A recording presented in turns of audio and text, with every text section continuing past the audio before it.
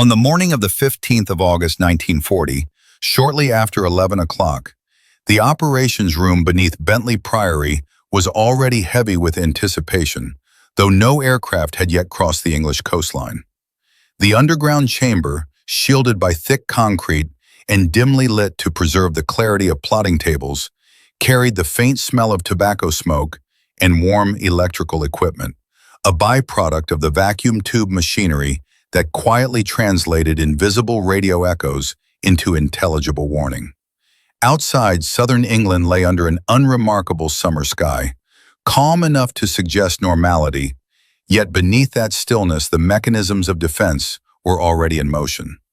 Along the eastern and southern coasts, radar masts of the chain home network were detecting disturbances far beyond visual range, converting reflected radio waves into crude but unmistakable indications of mass movement across the English Channel. These signals flowed inland through telephone lines to Fighter Command's nerve center, where women of the Women's Auxiliary Air Force plotted bearing, height, and speed with disciplined precision, transforming abstraction into geometry. What emerged on the map was not confusion, but pattern. Multiple formations advancing on converging courses at altitudes consistent with bomber streams rather than reconnaissance flights. At the center of the room stood Hugh Dowding, commander of RAF Fighter Command, whose quiet authority had shaped Britain's aerial defenses since before the war began. Dowding had spent years defending a doctrine that many of his peers regarded with skepticism or open disdain, insisting that early detection and centralized control would matter more than raw numbers of aircraft.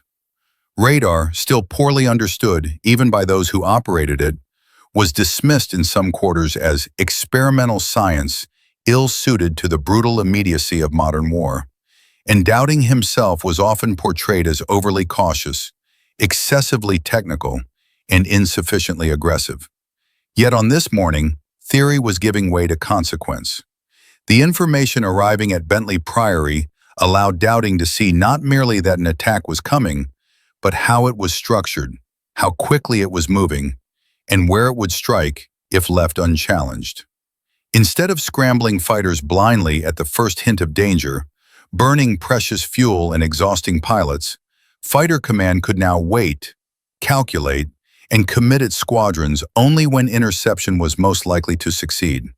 This measured restraint, so often criticized as hesitation, was in fact the system functioning exactly as designed.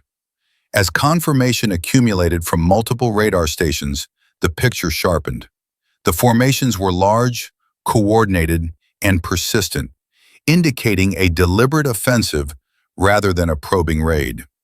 Dowding authorized the transmission of alerts to group and sector stations across southeast England, setting in motion a chain of responses that extended from underground plotting rooms to grass airfields concealed behind hedgerows and woodland.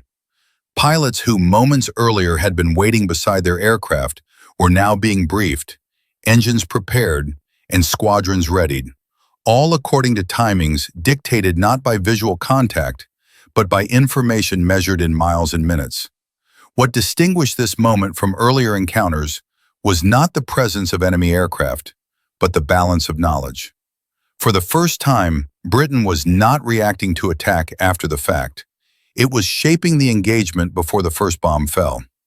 The Luftwaffe crews approaching the coast believed they were exploiting surprise and numerical superiority, unaware that their routes, altitudes, and approximate arrival times were already known. Dowding, watching the evolving plot with deliberate calm, understood that the success or failure of his long-contested system would be decided not in theory or debate, but in the sky within the next hour. If the information proved inaccurate, if communications faltered, or if the fighters failed to meet the bombers at the correct height and position, the consequences would be immediate and severe, not only for Fighter Command, but for the credibility of the entire defensive doctrine upon which Britain now relied. As the tracks on the plotting table advanced steadily inland, the moment of commitment approached, carrying with it the weight of years of preparation and doubt. As the incoming formations continued their steady advance across the channel, the activity within Fighter Command did not erupt into haste, but settled instead into a disciplined rhythm that reflected the logic of its design. Information flowed upward from radar stations and downward through command channels with a precision that had been refined through countless exercises, each message confirming, correcting, or narrowing the picture rather than overwhelming it. This restraint, so often misunderstood by observers outside the system, was central to Dowding's method, for he understood that in air warfare, exhaustion could be as decisive as destruction, and that fighters launched too early were often as ineffective as those launched too late. At group headquarters, officers assessed the developing situation with an eye not merely to the present raid, but to the inevitable sequence that would follow, since experience had already shown that German attacks were rarely isolated events. Squadrons were therefore held at readiness rather than committed all at once, their dispersal calculated to meet the enemy at optimal altitude and position while preserving reserves for subsequent engagements. This approach contrasted sharply with Luftwaffe doctrine, which favored sustained pressure and expected defenses to collapse under repeated blows, an assumption that rested on the belief that British fighters would be forced into continuous, reactive sorties until pilots and machines alike were worn down. The plotting tables at Bentley Priory now showed multiple enemy streams, their separation suggesting coordinated objectives rather than a single concentrated strike. And this distribution demanded careful judgment. Dowding resisted the temptation to respond everywhere simultaneously, knowing that such a decision would scatter his strength and invite defeat in detail. Instead, he authorized selective interceptions, trusting that even limited resistance, if applied with precision, could disrupt formations, impose delays, and force bombers to jettison their loads prematurely. This was a war of attrition, measured not only in aircraft destroyed, but in morale, fuel, and the erosion of confidence on both sides. As orders moved outward, sector controllers translated abstract plots into concrete instructions, assigning squadrons specific bearings, heights, and rendezvous points. Pilots received their vectors in clipped phrases over radio, guided not by sight, but by unseen hands shaping their approach. For many of these men, still young and often newly arrived at their units, this reliance on voices and instruments rather than instinct required a level of trust that ran counter to traditional notions of air combat. Yet necessity had imposed its own discipline, and those who embraced it found themselves arriving at the battle not by chance, but by design. Above the countryside of southern England, the sky gradually filled with intersecting paths of vapor and sound, as hurricanes and Spitfires climbed to meet an enemy that remained invisible until the final moments. The advantage conferred by early warning was not merely temporal, but psychological, allowing pilots to engage from favorable positions rather than scrambling upward in panic beneath descending bombers. This difference, subtle in theory, proved decisive in practice, for altitude and cohesion often determined whether an interception succeeded or dissolved into confusion. Within the Luftwaffe formations, confidence remained high. Previous raids had encountered resistance, but not enough to challenge the prevailing belief that British defenses were nearing exhaustion. The absence of immediate interception during the Channel crossing reinforced this perception, leading crews to assume that surprise had been achieved, and that opposition, if encountered at all, would be fragmented and late. What they did not perceive was that delay was itself deliberate, a calculated silence masking the assembly of resistance at precisely the point where it would be most effective. As the first contacts occurred, reports returned almost immediately to Fighter Command, confirming not only the presence of enemy aircraft, but the effectiveness of the interception strategy. Bombers were being engaged before reaching their targets, formations disrupted, escorts drawn into combat at unfavorable angles. These early indications validated the system's premise, yet Dowding remained cautious, aware that individual successes could not obscure the broader challenge. Each engagement consumed fuel and airframes, and the margin for error was narrow, particularly as losses accumulated on both sides. Throughout the afternoon, the pattern repeated with variations dictated by weather, enemy adaptation, and the limits of human endurance. Squadrons rotated through the battle, some returning with damaged aircraft and exhausted pilots, others launching fresh to take their place. The system's true strength lay not in any single interception, but in its capacity to sustain resistance over time, converting information into endurance and coordination into survival.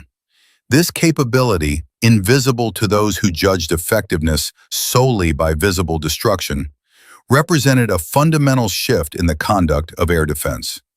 By late afternoon, it was clear that the day's engagements had not produced the decisive breakthrough the German command had anticipated. Targets had been struck, damage inflicted, yet the anticipated collapse of fighter command had not materialized. Instead, British resistance appeared organized, persistent, and unexpectedly resilient, qualities that forced a reassessment of assumptions formed earlier in the campaign. For doubting, this outcome confirmed that the balance of the battle rested not on spectacle, but on systems, and that the integration of technology, discipline, and restraint could offset numerical disadvantage. As evening approached and the tempo of operations began to ease, the operations room at Bentley Priory reflected on the day's events, not with celebration, but with measured analysis. Losses were tallied, readiness assessed, and preparations made for the inevitable renewal of attack. The realization was taking hold, quietly but unmistakably, that what had begun as an experiment in detection and control was rapidly becoming the foundation upon which Britain's survival depended, even as the enemy prepared to return with renewed determination. The consequences of that August day extended far beyond the immediate tally of aircraft lost or targets struck, for within the German command structure, the results prompted an unease that was not easily dismissed. Reports arriving from returning air crews painted a picture that did not align with pre-war assumptions or early wartime experience, describing interceptions that were timely rather than haphazard, fighters that appeared at altitude rather than clawing upward from below, and defenses that seemed to anticipate movements with unsettling accuracy. What had been expected to unfold as a progressive wearing down of British resistance instead suggested an opponent whose capacity to respond was being preserved, not exhausted. Within Luftwaffe headquarters in northern France and Belgium, staff officers examined maps marked with routes flown and engagements encountered, searching for patterns that might explain the growing effectiveness of British interception. The prevailing explanation initially favored coincidence or localized competence, yet repetition undermined this comfort, for similar encounters were being reported across different sectors and on different days. The notion that Britain was fighting blind became increasingly difficult to sustain, replaced by the suspicion that some form of unseen coordination was guiding its response. This realization carried implications that extended beyond tactics, challenging the strategic premise upon which the air campaign had been constructed. German doctrine had assumed that air superiority could be achieved through sustained pressure, forcing defenders into constant reaction until infrastructure and morale collapsed together. The persistence of organized resistance suggested that this pressure was being absorbed and redistributed rather than breaking through, an outcome that demanded explanation. As attention turned to the British early warning system, skepticism initially prevailed, for radar was still regarded by many within the Luftwaffe as an auxiliary tool, useful perhaps for navigation or localized warning, but incapable of shaping large-scale operations. Yet the consistency of British responses hinted at something more systematic, something integrated into command rather than merely attached to it. For Dowding and his staff, these developments confirmed a belief long held but rarely acknowledged by those outside Fighter Command. That the true contest lay not in individual dogfights, but in the management of information and resources across time. Each successful interception reinforced the feedback loop upon which the system depended, validating radar reports, refining plotting accuracy, and increasing confidence among controllers and pilots alike. Mistakes were noted, adjustments made, and procedures tightened, all within a framework that encouraged learning rather than panic. In this sense, Fighter Command was evolving even as it fought, its resilience growing from repetition rather than diminishing under strain. The human dimension of this process was evident at every level. Radar operators, often young and conscious of the novelty of their role, learned to distinguish meaningful signals from interference with increasing confidence, aware that their judgments influence lives far beyond the screen before them. Controllers developed a feel for timing that could not be taught in manuals, sensing when to commit reserves and when to hold them back. Pilots, though still exposed to the hazards of combat, increasingly trusted the guidance they received, recognizing that they were being directed toward opportunity rather than hazard. This trust, fragile at first, became a quiet force multiplier. By contrast, the Luftwaffe's growing uncertainty introduced friction into its operations. Escort fighters were increasingly tasked with defensive maneuvers rather than offensive sweeps, disrupting bomber cohesion and complicating navigation. Bombing accuracy suffered as formations were broken up earlier in their approach, forcing crews to release ordnance under pressure or abandon missions altogether. These effects, though incremental, accumulated over time, eroding the confidence that had accompanied the campaign's opening phase. What had been conceived as a straightforward demonstration of superiority was becoming a contest of endurance and adaptation.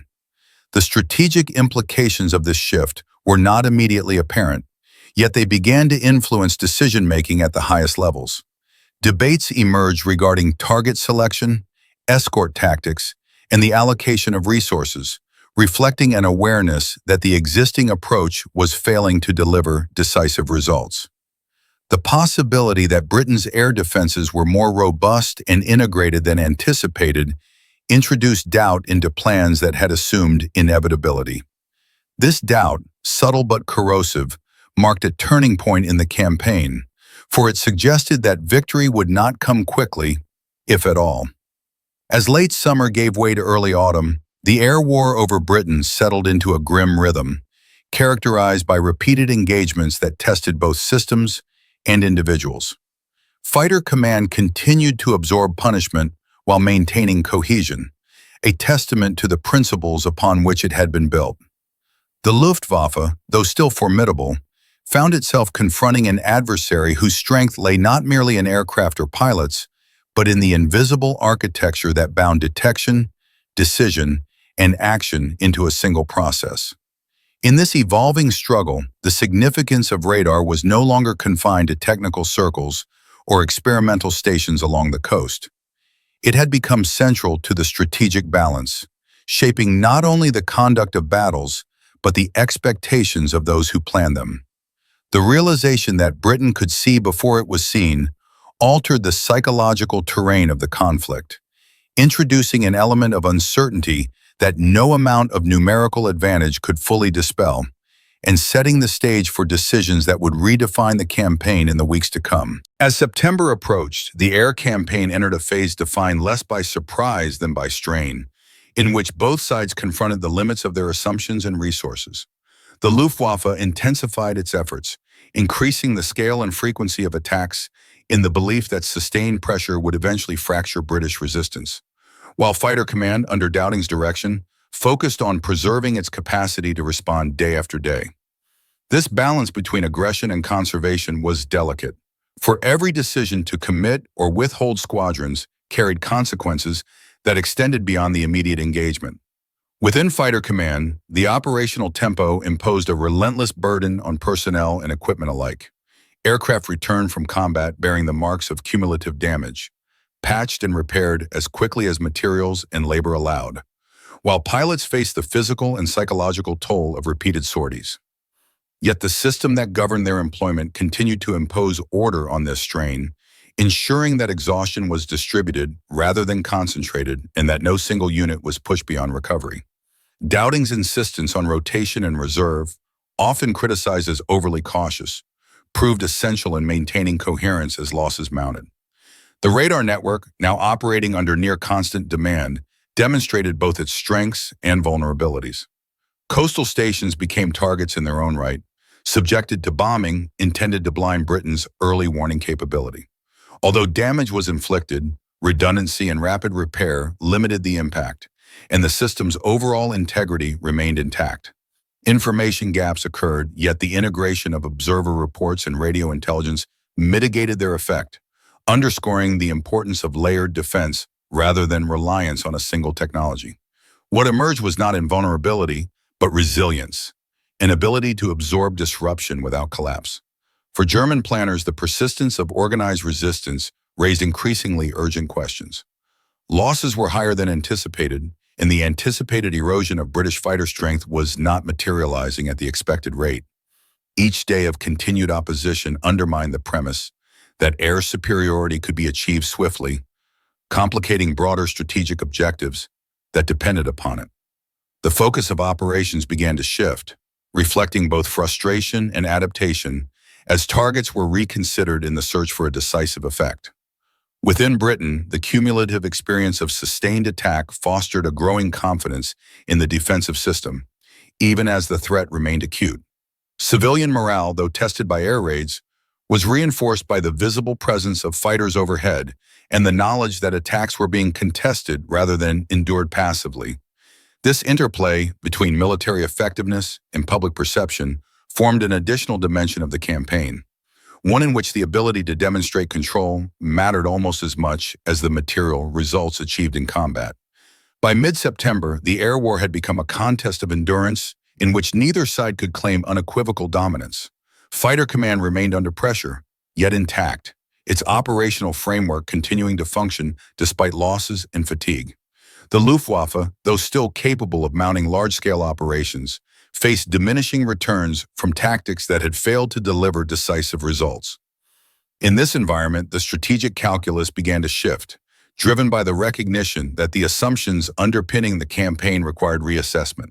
For Dowding, this period affirmed the central premise of his approach, that survival depended on managing limited resources over time rather than seeking immediate dramatic victories. The integration of radar, command, and fighter control had transformed Britain's defensive posture from reactive to anticipatory, enabling it to endure an assault designed to overwhelm it quickly. This endurance, achieved at considerable cost, represented a quiet but profound success, one that would shape decisions yet to come and influence the course of the war beyond the skies of southern England. By late September 1940, the character of the air war had altered in ways that neither side had fully anticipated at its outset, as operational necessity began to override doctrinal preference. Within the German command, the failure to eliminate fighter command through daylight operations forced a reconsideration of objectives, leading to an increasing emphasis on attacks against urban centers rather than the systematic destruction of airfields and sector stations.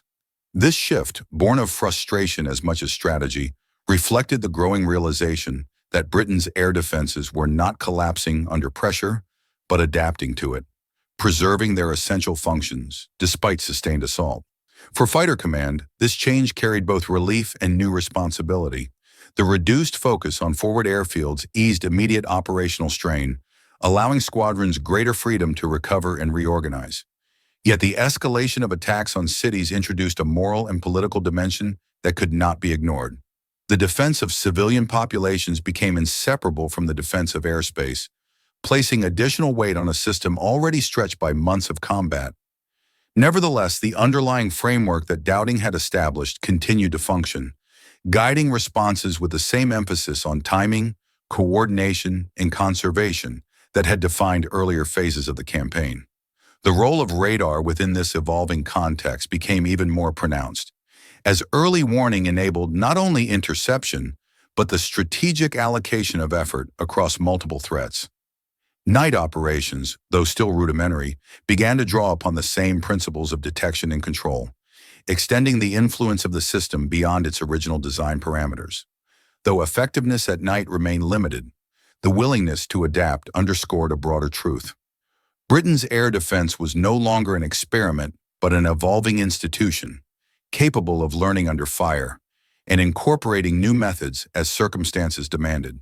At the highest levels of British command, confidence in fighter command's resilience translated into a reassessment of national prospects. The survival of the air defense network undermined the feasibility of invasion, depriving Germany of the air superiority deemed essential for such an undertaking. This strategic consequence, though not immediately apparent to those engaged in daily combat, represented a decisive outcome of the summer's battles, linking the success of radar-guided defense directly to the broader trajectory of the war. What had begun as a technical solution to a tactical problem had thus acquired strategic significance.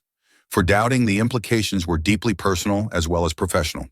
His insistence on a centralized, information-driven system had prevailed against skepticism, yet it also isolated him within a command culture that valued offensive spirit over defensive prudence. As the immediate crisis eased, tensions emerged regarding the future direction of fighter command and the leadership required to carry it forward.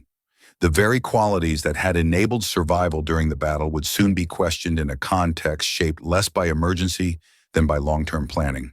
Despite these undercurrents, the achievements of the preceding months were undeniable. Britain had endured an assault intended to force submission, preserving its air defenses through a combination of technology, discipline, and strategic restraint. Radar, once dismissed as theoretical curiosity, had proven its worth not through spectacle, but through consistency, quietly shaping decisions and outcomes at every level. The sky over Britain, though still contested, had not been surrendered, and this fact alone altered the balance of power in Europe. As autumn deepened and the intensity of daylight engagements diminished, the legacy of the summer's fighting became increasingly clear. Fighter command had demonstrated that modern warfare would be defined not solely by firepower, but by the integration of information, command, and human judgment. This realization, forged in the pressure of survival, would resonate far beyond 1940, influencing the conduct of air defense and shaping military thought for generations to come, even as the immediate struggle continued to demand vigilance and sacrifice. As October unfolded, the tempo of the daylight air battles over southern England diminished. Not because the danger had passed, but because the nature of the contest had irrevocably changed. The Luftwaffe's focus on night operations reduced the frequency of large-scale daytime engagements, yet it also conceded an essential truth. The objective of destroying fighter command in open combat had not been achieved. For Britain's air defenders, this shift provided a narrow but critical margin in which to repair, reorganize, and consolidate the lessons of the preceding months, even as the war entered a new and uncertain phase. Within fighter command, the pause was used not for complacency, but for assessment. Squadrons were replenished, damaged aircraft replaced or rebuilt, and operational procedures refined in light of hard-earned experience. Radar coverage was expanded and strengthened, communications improved, and coordination between detection, control, and interception further tightened. These efforts reflected an understanding that survival in the coming months would depend on sustaining the system's coherence rather than relying on any single technological or tactical advantage. The battle had demonstrated that resilience was cumulative, built from countless small adjustments rather than singular breakthroughs. At Bentley Priory, the atmosphere shifted subtly from urgency to deliberation. The operations room remained active, its plotting tables still illuminated and staffed, but the sense of immediate crisis eased into a quieter vigilance. Dowding and his staff reviewed performance with an analytical eye, measuring success not in dramatic victories, but in continuity of function. The system had held under pressure, and its survival validated the principle that informed control could offset numerical inferiority. Yet this validation also invited scrutiny, for peacetime habits and wartime exigencies rarely aligned in the minds of senior commanders. Beyond fighter command, the broader implications of the air battle began to influence strategic planning.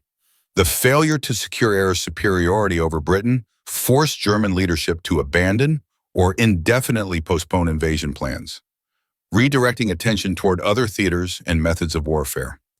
This outcome, though not accompanied by a single decisive moment, represented a strategic defeat whose roots lay in the inability to overcome Britain's integrated air defense.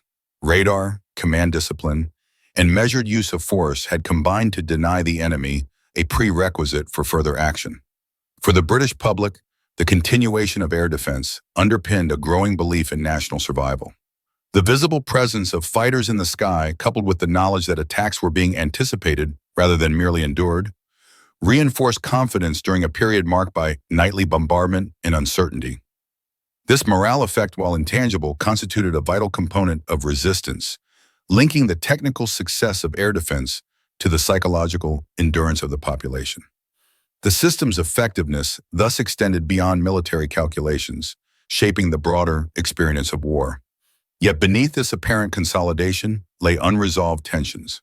Dowding's leadership, though vindicated in outcome, remained controversial in style, and debates regarding the future direction of fighter command intensified as the immediate threat receded. The very restraint that had preserved strength during the battle was now questioned by those who favored a more aggressive posture in anticipation of future operations. These disagreements foreshadowed changes that would soon reshape command, even as the principles established during the battle continued to guide operations. In this interlude between crisis and continuation, the Battle of Britain revealed its enduring significance. It had not ended the war, nor had it eliminated the threat from the air, but it had established a precedent that modern conflict would be decided as much by systems of information and control as by weapons alone. As Britain prepared for the long struggle ahead, the quiet persistence of its air defense stood as a testament to the power of foresight and integration, even as the next phase of the war gathered momentum beyond the horizon. With the immediate crisis receding, attention turned increasingly to questions of judgment and legacy, as the institutions and individuals responsible for Britain's survival were reassessed within a changing strategic environment. The very success of fighter command during the summer and early autumn of 1940 invited scrutiny, for victory achieved through endurance rather than decisive destruction did not conform easily to established narratives of warfare. Within the Air Ministry and beyond, debates emerged regarding whether the defensive posture that had proven so effective under threat would remain appropriate as the war expanded into new phases and theaters. Central to these discussions was the question of leadership and method. The integrated air defense system, built upon early warning, centralized control, and disciplined allocation of resources, had demonstrated its value beyond dispute. Yet it also embodied a philosophy that emphasized preservation over boldness. As Britain transitioned from survival to sustained resistance, some argued that this philosophy risked constraining initiative, particularly as opportunities arose for offensive action.